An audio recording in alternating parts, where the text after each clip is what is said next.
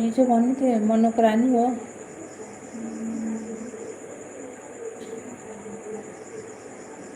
बरु म आफै बनाएर खान्छु।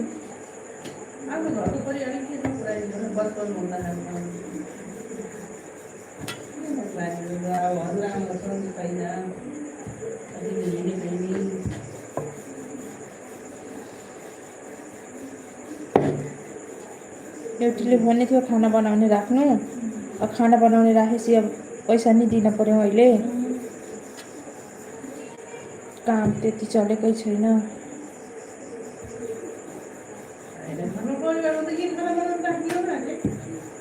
बरु म आफै बनाउँछु जस्तो हुन्छ त्यस्तो।